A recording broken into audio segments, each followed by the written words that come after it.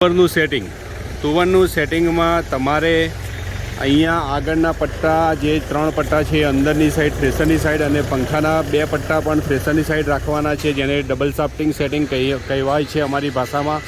Cutter જે છે તુવરમાં લોકો 43 સળિયા એટલે 11.50 mm અથવા 10 mm 47 સળિયાની બંનેમાંથી એક કટર લગાવી શકીએ છીએ. જો મોટું લાકડું ચાઇનામાં બ્લોક થતું હોય તો તમે 10 mmની 47 સળિયાની કટર લગાવજો, જેથી ચોકઅપ ના થાય. હવે તુવરમાં આ ખાસ આ જે પેપર પતરો શટર છે એને ઊંચું રાખવાનું છે, જેથી મોટા મોટા લાકડા આ નેકમાં થઈને પેલી બાજુ બહાર કાઢી દેવાના છે, જેને વરમમાં લેવાના નથી.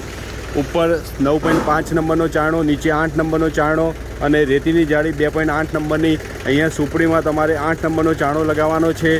આ લીવર આ વચ્ચેનું આ હવા માટેનું વધઘટનું છે, વચ્ચેનું ઢીલું કરશો એટલે આ બહારથી હવા સેટ થશે. જેટલી તમારા બાજુ ખેંચશો તો હવા ઓછી રહેશે, વચ્ચે રાખશો તો વધશે. તો વચ્ચે રાખીને હવા જેટલી તમારે જોઈએ સેટ કરીને આ ટાઈટ કરવાનું રહેશે.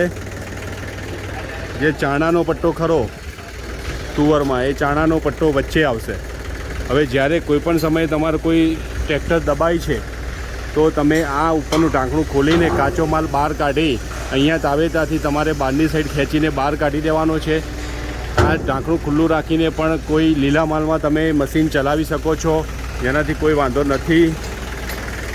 અંદરની પ્રેશર પ્લેટો પણ છે. અહીંયા દાણો ઉપાડતો હોય તો અંદરની પ્રેશર પ્લેટો આગળ નીચે થોડી ઊંચી પણ તમે કરી શકો છો. અને તુવરમાં જો માલ ઓછો કરવો હોય તો અહીંયા પડદા પણ અંદર આપેલા છે. એ કટરના નીચેના પડદા પણ બંધ કરી શકો છો, પણ એમાં ટ્રેક્ટર પર થોડો લોડ પડશે એટલે તમારે એ પડદા 3 ખુલ્લા જ રાખવાના છે. આ પ્રમાણેનું સેટિંગ તુવરનું કરવાનું છે.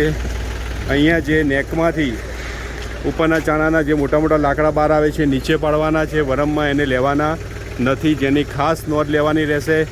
આ બોનેટ પણ તમે ઊંચું નીચું કરીને સુપડીના ચાણા ઉપરથી કચરો ખેંચવાની કોશિશ કરી શકો છો, પણ આમાં આ પહેલાં બ્લોવરમાં દાણો ના આવે ખાસ જોવાનું રહેશે તમારે. ગમે ત્યારે તુવરમાં જેવા પાકમાં ચાણો બ્લોક થતો હોય તો તમારે આ જે ક્રોસ પતરું મારેલું છે 2 બોલ્ટ ઢીલો કરીને એને ખુલ્લું કરી દેવાનું અને લાકડા નેકની બહાર લઈ લેવાના, જેથી ચોક્કસ રિઝલ્ટ આપણને મળે છે.